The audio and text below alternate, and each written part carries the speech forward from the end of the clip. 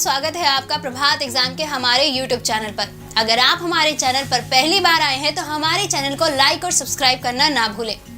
तो चलिए स्टार्ट करते हैं हम आज का इन न्यूज।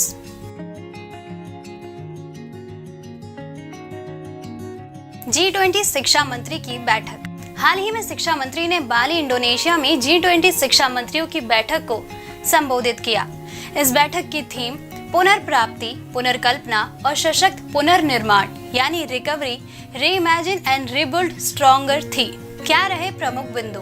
पारंपरिक अनुभवों को साझा करने और नए विश्व के निर्माण के लिए मिलकर काम करने के महत्व पर जोर दिया, जिसमें शिक्षा, आम चुनौतियों का सामना करने हेतु प्रयास प्रमुख बिंदु रहे। राष्ट्रीय शिक्षा नीति 2020 यानी NEP पहुंच, समानता, गुणवत्ता, सामर्थ्य और जवाबदेही के मूल सिद्धांतों पर आधारित है, जो आजीवन सीखने के अवसरों को बढ़ावा देने और G20 के साझा दृष्टिकोण को प्राप्त करने के लिए भारत का मार्गदर्शक है।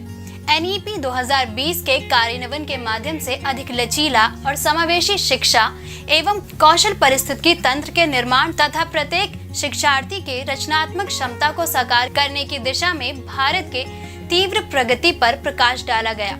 भारत ने प्रारंभिक बचपन की देखभाल और शिक्षा को औपचारिक रूप देने, दिव्यांग बच्चों का समर्थन करने, डिजिटल एवं मल्टी मॉडल सिखाने को बढ़ावा देने, लचीले प्रवेश निकास मार्ग कौशल के साथ शिक्षा को एकीकृत करने के विशेष जोर दे रहा है, जो सीखने के परिणामों में सुधार की कुंजी है।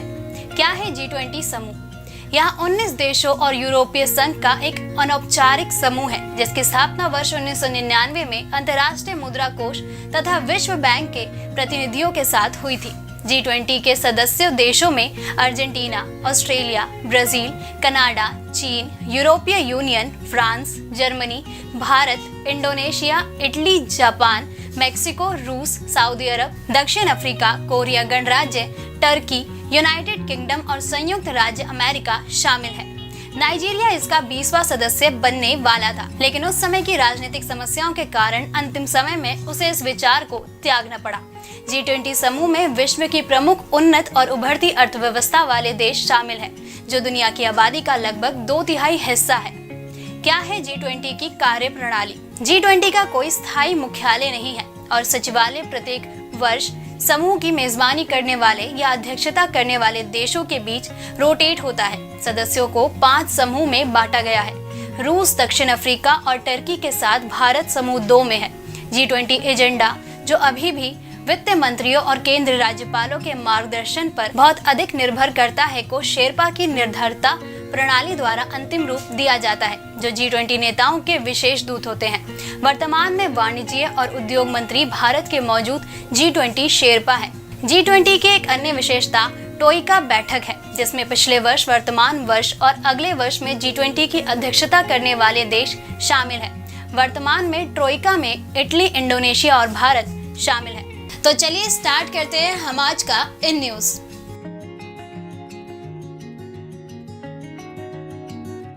राजद्रोह कानून। हाल ही में राष्ट्रीय अपराध रिकॉर्ड ब्यूरो यानी NCRB की एक रिपोर्ट के अनुसार असम राज्य में पिछले 8 वर्षों के दौरान देश में सबसे अधिक राजद्रोह के मामले दर्ज किए गए हैं। क्या है रिपोर्ट के महत्वपूर्ण बिंदु? वर्ष 2014 से 2021 के मध्य देश में राजद्रोह के 475 मामलों में से असम में ही 69 मामले यानी 14.52% दर्ज हुए।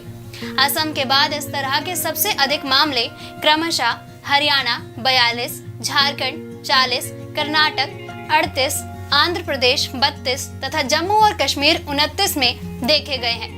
इन 6 राज्यों में राजद्रोह के 250 मामले दर्ज किए गए तथा देश में दर्ज कुल राजद्रोह के मामलों की संख्या के आधे से अधिक पिछले 8 वर्षों की अवधि में दर्ज किए गए हैं। वर्ष 2021 में देश भर में 76 राजद्रोह के मामले दर्ज किए गए, जो वर्ष 2020 में दर्ज 73 मामलों में मामूली वृद्धि को दर्शाते हैं। मेघालय, मिजोरम, अंडमान और निकोबार द्वीप समूह, चंडीगढ़, दादरा और नगर हवेली, दमन और दीव तथा पुडुचेरी में उस अवधि में एक भी राजद्रोह का मामला दर्ज नहीं करने वाले राज्य और केंद्र शासित प्रदेश हैं। क्या है राजद्रोह कानून? राजद्रोह कानून को 17वीं शताब्दी में इंग्लैंड में अधिनियमित किया गया था। उस समय विधि निर्माताओं का मानना था कि सरकार के प्रति अच्छी राय रखने वाले विचारों को ही केवल अस्तित्व में या सार्वजनिक रूप से उपलब्ध होना चाहिए, क्योंकि गलत राय सरकार तथा राजशाही दोनों के लिए नकारात्मक प्रभाव उत्पन्न कर सकती है। इस कानून का मसौदा मूल रूप से वर्ष 1837 में ब्रिटिश इतिहासकार और राजनीतिज्ञ थॉमस मौकाले द्वारा तैयार किया गया था, लेकिन वर्ष 1860 में भारतीय दंड संहिता यानी आईपीसी लागू करने के दौरान इस कानून को आईपीसी में शामिल नहीं किया गया। धारा 124A को 1870 में जेम्स स्टीफन द्वारा पेश किए गए एक संशोधन द्वारा जोड़ा गया था, जब इसने अपराध से निपटने के लिए एक वरिष्ठ खंड की आवश्यकता महसूस की। वर्तमान में भारतीय दंड संहिता यानी आईपीसी की धारा 124A के तहत राजद्रोह एक अपराध है। राजद्रोह के अपराध हेतु दंड।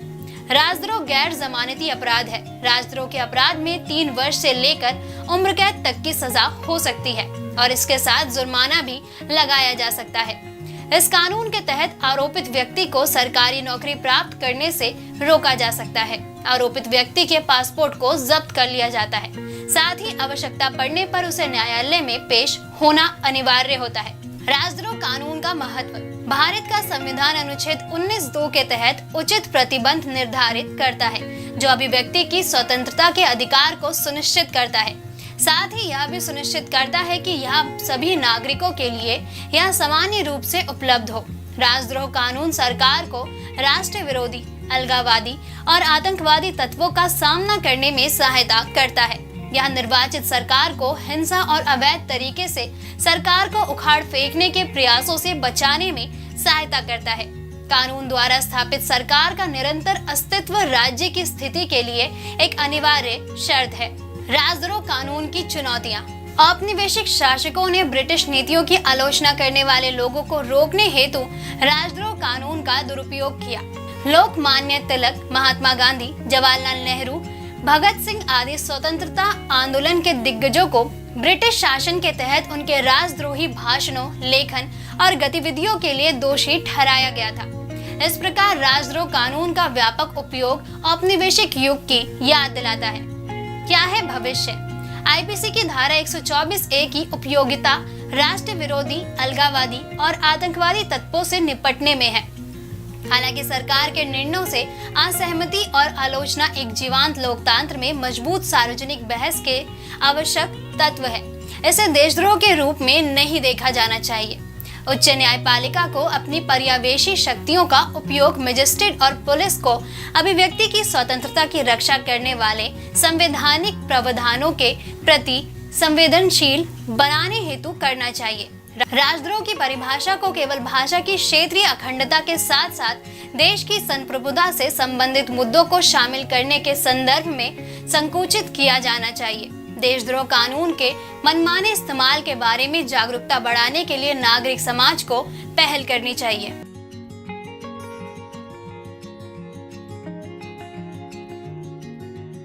PM Shri school.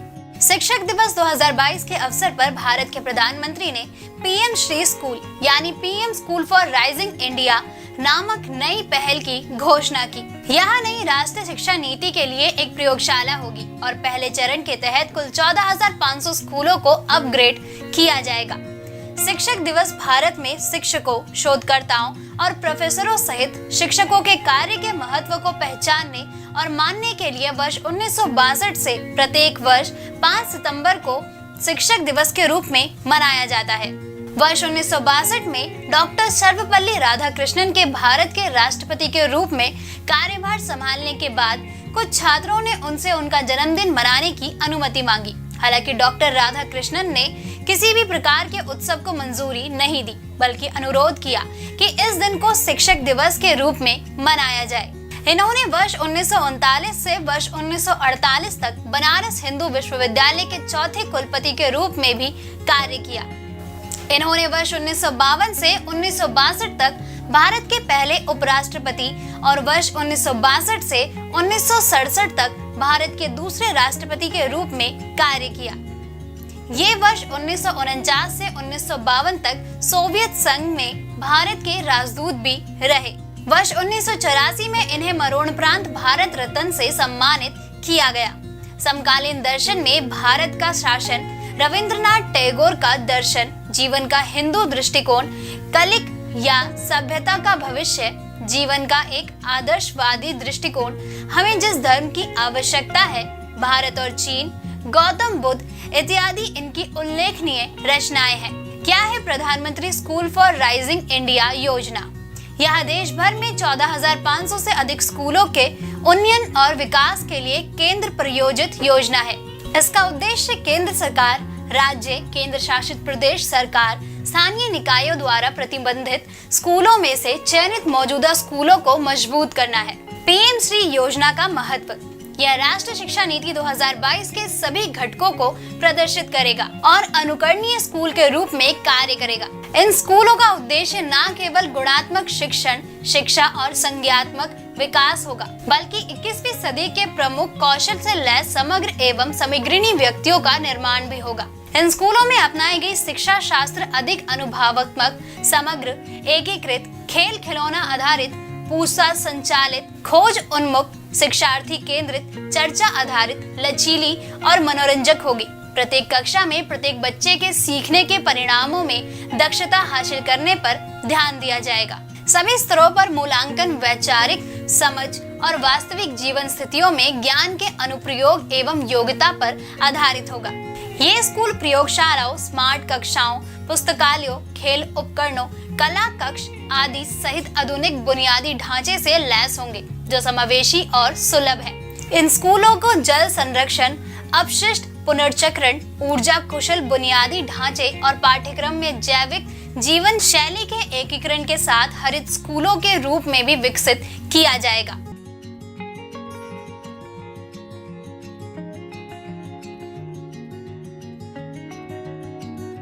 कोविड, मॉन्कीपॉक्स और अब लंपी से सावधान। जहां एक और दुनिया में कोरोना के बाद मॉन्कीपॉक्स के मामले बढ़ते जा रहे हैं, वहीं इसी बीच पशुओं में भी एक नया त्वचा रोग लंपी पाया गया है। इस वायरस ने लोगों की परेशानियों को और बढ़ा दिया है। आपको बता दें, ये एक प्रकार की संक्रामक बीमारी है जो बड़ी ही तेजी से पशुओं में फैल रही है। हाल ही में गुजरात में 33 में से 17 जिलों में लंपी वायरस की चपेट में आने से 1240 गायों की मौत हो चुकी है। दूसरी तरफ राजस्थान में भी करीब इतनी ही गायें इस रोग से जान गंवा चुकी हैं। सरकार हालात पर नजर बनाए हुए है। इसी क्रम में पोरबंदर में एक आइसोलेशन सेंटर खोला गया है, जिसमें करीब 372 पशु रखे गए हैं। 3 प्रजातियां फैला रही संक्रमण रोग लंपी को 3 प्रजातियां फैला रही हैं। पहली और सबसे प्रमुख प्रजाति कोपरिया पॉक्स वायरस, दूसरी गॉट पॉक्स वायरस और तीसरा शॉप पॉक्स वायरस है। इसके अलावा अन्य प्रजातियां भी हैं, लेकिन उनके मामले कम दिखाई दे रहे हैं। वैज्ञानिकों के अनुसार लंपी पशुओं में होने वाला संक्रमण रोग होता है। ये निथलिंग नामक वायरस से फैलता है। ये यूरिन या स्टूल में जीवांत नहीं रहता, लेकिन कोशिकाओं में 120 दिन तक रह सकता है। लंपी त्वचा रोग मच्छरों, मक्खियों, जूं एवं ततैये से फैलता है, जो इसके वाहक बनते हैं। इसके अलावा ये पशुओं या मवेशियों के सीधे संपर्क में आने और दूषित भोजन और पानी से भी फैलता है। पहली बार कहां फैला वायरस? जानकारी के अनुसार लंपी का प्रकोप पहली बार 1929 में जाम्बिया में फैला था। इसके बाद 1943 में बोत्सवाना और 1945 में जिम्बाब्वे में इसके मामले मिले थे। इसके बाद ये यूरोपीय और एशिया तक पहुंचा। क्या है इसके लक्षण? इस वायरस के दौरान पशुओं को बुखार, लिम्फ नोडल्स में सूजन, त्वचा पर 2 से 5 सेंटीमीटर का घाव बन जाता है। संक्रमण के बाद करीब 1 सप्ताह तक बुखार रहता है। इसमें पशु के शरीर का तापमान 106 डिग्री फ़ारेनहाइट तक पहुंचना संभव है। पशुओं को लगाए जा रहे टीके। गुजरात में पशुओं की मौत के बाद प्रशासन इसे गंभीरता से ले रहा है। यहाँ मवेशियों को टीका लगाकर रोग को रोकने की कोशिश की जा रही है। डॉक्टर्स का कहना है कि लक्षणों के आधार पर ही इसका इलाज संभव है। अलर्ट पर सभी पशु विशेषज्ञ। गुजरात के कृषि एवं पशुपालन मंत्री ने बताया कि लंपी को फैलने से रोकने के लिए राज्य में करीब 5 लाख से अधिक पशुओं का टीकाकरण किया गया है। सौराष्ट्र में इसके केस अधिक है। ऐसे में करीब 1000 से अधिक पशु विशेषज्ञों को अलर्ट मोड पर रखा गया है। वहीं दूसरी तरफ केंद्र सरकार भी लंपी की रोकथाम पर ध्यान दे रही है। केंद्रीय पशुपालन मंत्री का कहना है कि इस रोग की जड़ तक जाने के लिए काम शुरू हो चुका है। बीमार पशुओं पर शोध किया जाएगा। इसके साथ ही इस रोग के उपचार के तौर तरीकों पर मंथन होगा ताकि रोग को बड़े पैमाने पर फैलने से रोका जा सके।